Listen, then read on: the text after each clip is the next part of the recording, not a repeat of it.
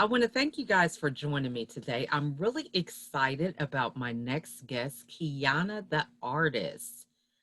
We are glad to have her here today. This pandemic has just really stretched us in ways we couldn't even imagine. So, Kiana and I actually know each other personally. We get a chance sometimes to fellowship at my house for several different family events, or we come together in worship at our church services. And we've just known each other for a while. And I met her at one of my favorite places to shop, which is Goodwill. Okay. So that's how we first got acquainted. And boy, has time just passed, and we've just experienced so much since that first meeting. So at this time, I'm going to give Kiana the floor so that she can introduce herself. Hello, everybody. My name is Keyana the Artist. I am a poet, an author of 3 books, and a dancer as well. I'm an unknown artist around the world, and I am glad to be here today. Awesome. So we are just going to dive right into it because, you've got such a repertoire of things that you do. And really, the purpose of us coming together is to kind of give people hope. A lot of people are having to reinvent themselves during this time.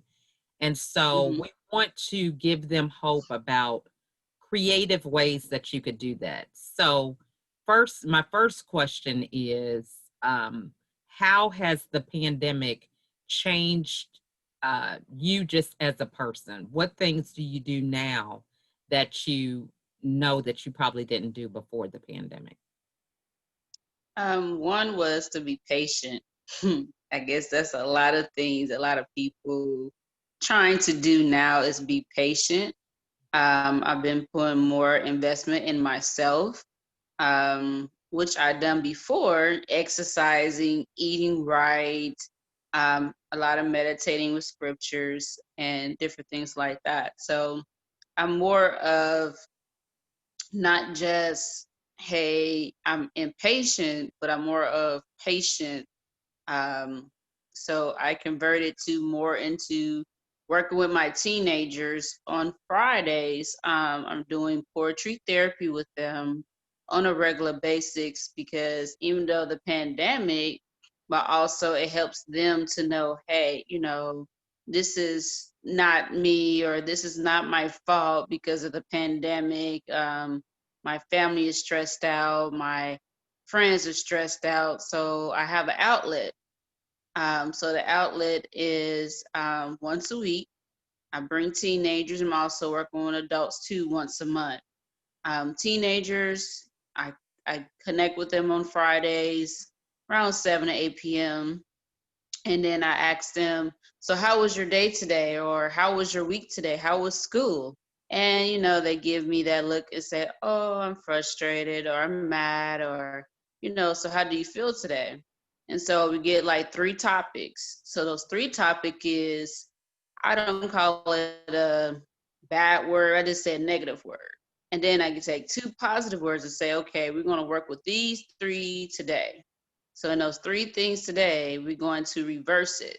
So we take the bad word and reverse into the good word. So we tell ourselves every day, we do not say bad things over our body, but we say good things over our Mm, that's good.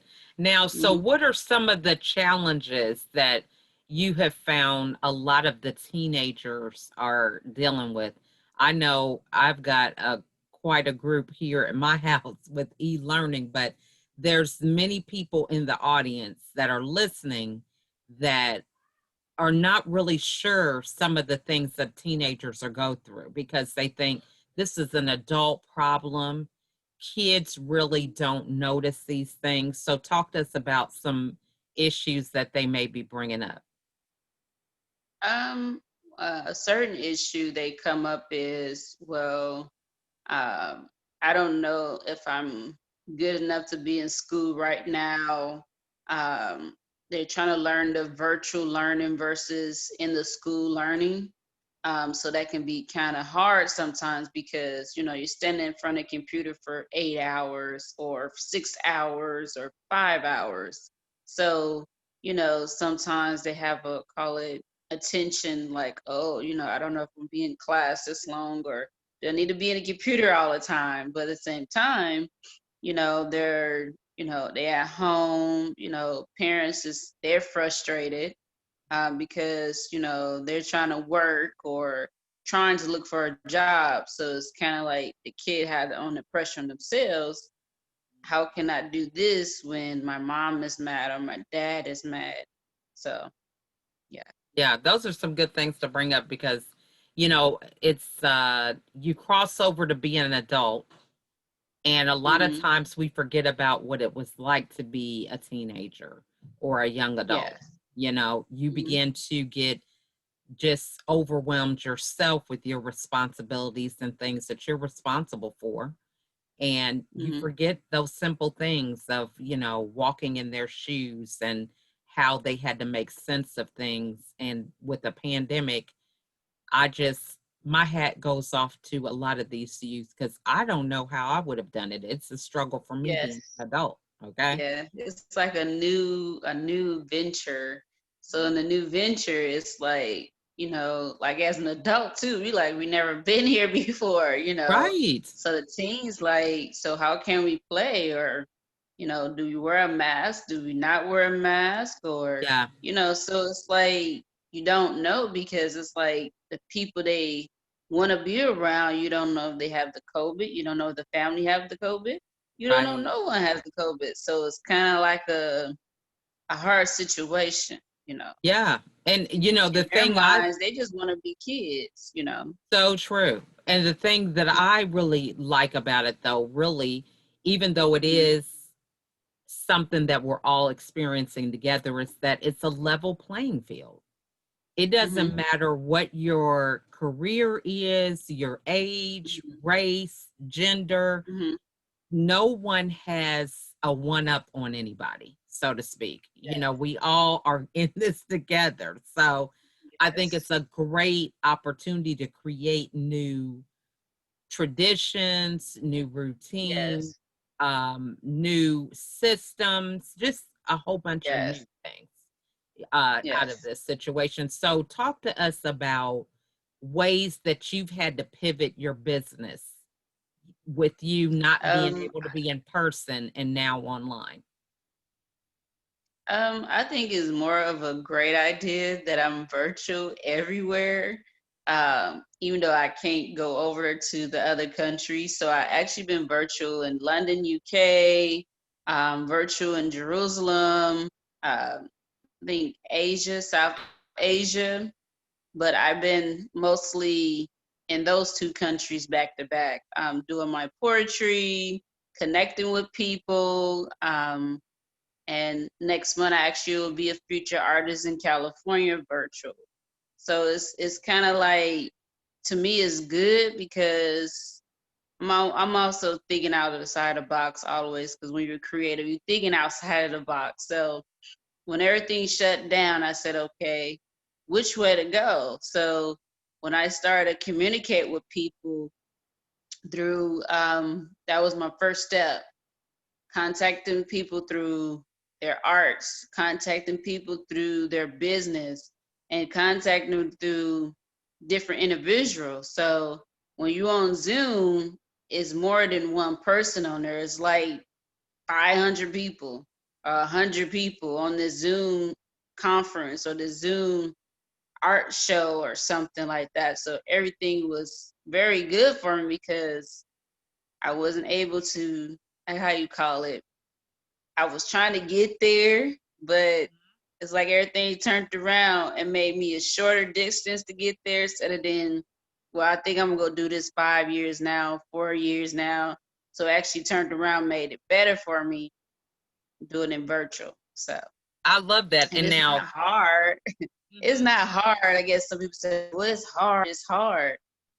No, it's actually kind of comfortable because you're getting more people then when you're supposed to get more people in what you're Right. doing. So true. Now, so you Mhm. brought up a good point because you can go on one Zoom call and it's five people. You go on another one, it's 100. Another one is Yeah. like 500. So, Hmm. what are some strategies or techniques that you could give us about following up with these people? Because that's always a challenge for me. I will say it's like, oh, I just loved it, had a great time, but that follow up now, it gets to be kind of Hmm. challenging. So, what are some tips you could Well, give us? I look at it like I take some downtime for myself and also the people that email. So I tell myself once a week I'm going to email the people, tell them how they're doing, and tell them thank you for coming on the platform. So I take that day out, like on tomorrow, email everybody, say, hey, how you doing? Thank you for connecting with me, thank you for being around me. um, i keep I keep you updated on my events. I keep you updated, you just keep me updated on your events as well. So Mhm. it can That's be good. challenging sometimes. Yeah, it can be challenging sometimes because you get one email, then you open up, you get 20 more emails. So So true. And that fortune is in that follow up, so yeah, it's something that we definitely don't need to take lightly. Now, so yeah. you find it successful for you to dedicate just one day doing it. Just knock it out in a Yeah, day. one day out of the whole week. Yeah. Okay. So do you Or make one like day, just one day. now do you make a list of who you're going to follow up with throughout the week? Yeah. How do you Hmm. organize who those people are going to be?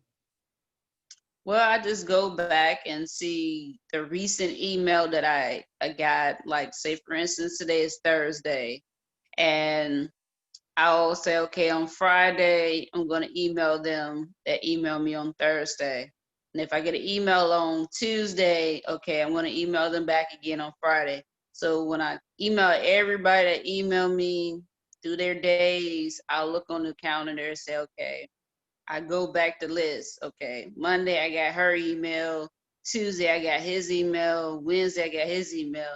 So I just update everybody and say, okay, I email everybody, and then I just email them on Fridays. So That's good. At least you yeah, don't it have can to be have the challenging though. Yeah, it can be challenging.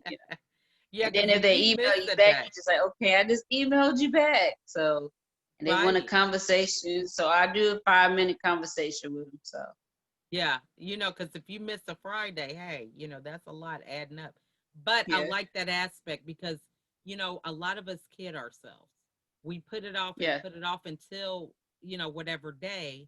But if you, in your mind, Monday through mhm, Friday, you have an idea, oh, that was a sweet email or a great opportunity, but I'm going to deal with that on mhm, Friday, not unless it's something that's mhm, time sensitive. So, I like that where you don't have that in the back of your head. I should have yeah. responded today. You know what I mean? So that's Mhm. good. Now, so what type of skills or investments in yourself have you done during this pandemic? Well, I went to get a certificate in American Sign Language, which I already done already. I went back for school for English as a second language, so I'm very good for that. And then I'm working on my certificate, which I'm trying to do more with teens, and that's being a poetry therapist. I'm pushing for that even more because I'm already working with them, already mentoring them as well. So yeah, it was kind of a challenging thing, but hey, I accomplished 2 goals Yeah, and just keep on going. So that is awesome. And so, speak to that to somebody who may be listening and they think, I don't know about, having enough time or if it's really going to matter to do some of mhm. those feats during this time. What advice would you give them about that? I would say um, they say time is limit because when your time is gone, you don't get your time back. But at the same time, making a list of what do you want to do for yourself to become more of who you want to be. Everything's around you. Of course, there's going to be so much negativity, from the weather to distractions, the pandemic, but you have to sit down with a piece of paper, with a pencil, some music without words, and just sit there. It might take you an hour, might take you 2 hours, but just sit there and just write. Just write how you feel. Write about what do you want to do from now until next year. It can be little steps. It don't have to be great big steps. When you look at big steps, you say, okay, I'm not gonna get there. So, like for example, my goal was to work with teenagers, which I've been doing it for so many years and mentoring. I'm working with a nonprofit as well, mentoring teenagers. Hmm. So I am very happy to do that. So just little steps, the little steps in what you want to do. If you Love want to that. be a teacher, if you want to be a mentor, if it's just, hey, organize your closet, Hmm. or, just little steps, how to cook a little bitty meal, just Hmm. little steps, I love Um, that. hmm That's some good So stuff. just Now, little steps in what you want to do. so It talk to might us. look hard, but Mhm. just little steps. I like that. You want So to for make a people, mask, you know, just little stuff. that's good. Now, so for people who Hmm say, yeah, that's good. I know what I want to do. Why do I have to write it down? What would you say to that? Because, some people think I got it in my head. I'm not going to forget it. What is the significance of writing these things down? When you're writing things down, you can actually go back and look at it. So if you say to yourself, I want to do an ebook, a Mhm, lot of people want to do that. mhm, So if it's the ebook, if that's what you want to do before you want to do paperback, that's so easy to do. But in your mind, you say, well, I got to take all the money. You don't have to have money to do an ebook. People think you got to have a lot of money to do this or a lot of money to do that. But most times you don't. It's just you got to have the right tools to do it. mhm. So That's if a you're great writing point. it down, when you're writing it down, you can put it on your wall and say, okay, today, you know, I want to be good today. So you write on a piece of paper, I'm going to be good to myself. I'm going to be good to people. Mhm, So every day you looking at on your mirror, you looking at your wall, you looking at wherever you put your sticky at. You say, okay, mhm, I'm going to be good today. Or mhm, today you put one word, I'm going to do faith. So every time you look at that word, you're looking at, okay, I'm going to look at this goal because it's in front of you. But mhm, if it is the back of your head, it's going to wipe away and you still keep, well, yeah, I'm going to do this, I'm going to do that. But at the same time, it's still in the back of your head. When you have that paper, you can see it. You can see it on your mirror, you can see it on your door. So, mhm. yeah. I love that. And I even just think it just brings up the whole thing of affirming whatever it is you want to do. So Yeah. I just had the idea, if you are thinking that you want to lose a few pounds, right, from hmm this Yeah. quarantine, why not have an affirmation in your cabinet? We don't even think hmm about that. They tell you to put it on your mirror, right? But you don't always go look at your mirror before you go eat something. hmm You go in the Yes. cabinet and get it. So why not have that hmm affirmation right there so that as you are Yes. actively doing those robotic things that got you in that mess, you can look at Or you that can and put on your say, refrigerator. exactly. Think about, do you you need know. to eat this? Are your portions too yes. big? Right? Did you drink some Yeah. water first? So different stuff Yes. like that. That's good. So what do you envision for post pandemic? What are some things that you've started in terms of a routine that you want to continue after things open back up, so to speak? I want to be like more, I call it more relaxed, more tuned into uh, the nature, and being more tuned to uh, like my routine now.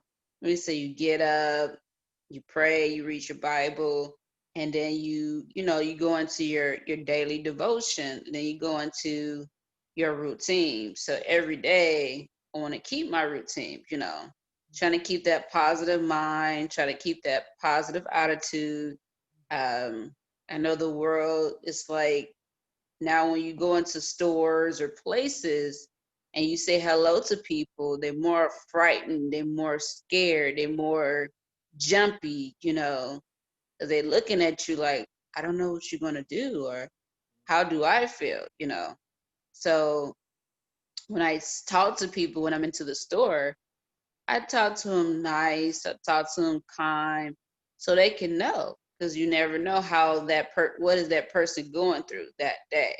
They have so much on top of them, so you like, okay, being nice to them. So, Mhm. That's yeah. great because I think Mhm. a lot of times we forget to be intentional. We get so caught up in what we Yes. have going on that we forget about the people right in Hmm. front of us. And I agree Yes. with you. We have definitely been able to slow down, really Yes. think about, how we Hmm. want to show up for ourselves and Yes. others. So this is a good thing. Now, I guess my last question would be poetry. That just seems like quite a hard thing to do. So, Hmm. talk to us about how long it takes you to write a poem or something, or, even maybe is it just like a conversation that you're having with yourself or something? Some tips or hacks about it that we might not even consider that, we look up and we're like, well, we could write a poem or we could do that. Yeah. Well, like when I was telling you earlier, I do poetry therapy with children. Mhm. And poetry, people think poetry is so hard because you write it and then people say, wait a minute, how do they memorize it? That's the gift from God. But at the same time, memorizing, because you're practicing and within your soul. And so you just take one word, and you sit there and you look at the word. You can have a good word, you can have a bad word. So the bad word of how you see this world now. So you putting all your frustration onto the paper. That's what poetry really is. It's art. So instead of, they have painting, you have singers. So when we look at the world, we don't look at it as in bad, but we look at the world as in, oh wow, I feel her pain. Wow, I feel her sadness, I feel her anger. So we just take the words and we create art with it. So when it's a bad word, we look at it as in the pandemic, how we feel, how we're crying, how we feel upset, how we feel tense, how we're going to pay our bills, how we're going to get the child to get to school, and if she goes to school or he goes to school, or if they're going to be in school or at home. So you have all these negative thoughts, but when you put it onto the paper, you tell yourself, whoa, wait a minute, I didn't know how I had all that stuff in my mind. Wow. So when you write it on the paper, you're taking any translation out of your head. And then just like good words, you're looking at, okay, I have a good word. Today is a pleasant day. So you write about pleasant day, pleasant people, pleasant, was gloomy too. So it's like, how can it be rainy and gloomy? So Liquid sunshine. That's what I say. sunshine. Hmm. Liquid So sunshine. yeah, sunshine is pleasant, is beauty, is fantastic. So when people say, oh man, the world's upside down, it looked terrible, but nature is beautiful. It has its moments, it has to rain, it has to be sunshine. So Mhm. yeah. That's But good. Yeah, but writing, it's not hard. It's just taking your moment to close your eyes and sit down and take a piece of paper and pencil and just write. When you write, you never know what you have on that paper. Sometimes you write and you can't believe you have like 5 papers because you just sat there and you just write. You just write. You just write. Mhm. So I poetry love is that. healing because you're writing, you're bringing out your frustration, you're bringing out your anger, you're bringing out your your sickness, you're bringing out all these things inside of you. You're putting it on side the paper. So when you get done with the paper, you can't realize you have wrote so much. So I love that. That's good. Good words. Okay. yeah. So, what is the best way for the audience to get a hold of you? Yes, you can follow me, Keyana, Keyana dash Theartisat, Keyana the Artist. I'm on LinkedIn, I'm on Instagram, and I'm on YouTube and Twitter. Awesome. And what final words do you want to leave with everybody today? Um, I can say is amazing. The foot of life is amazing. The amazing of grace, the amazing of love, beauty, touch, the love. God is amazing. We can wake up and talk. That's amazing. We can go to school. That's amazing. We all have gifts and talents. That's amazing. Today, God is amazing for showing us purpose through Him, and that's amazing. Awesome. Well, this has been wonderful, Kiana. Thank you so much for sharing your gift with us. And we appreciate all the nuggets of wisdom that you shared. Well, thank you, and thank you for having me today. You are welcome. You have a great day, okay? Thank you. Bye. Bye. Okay. Wait a minute. It's still recording.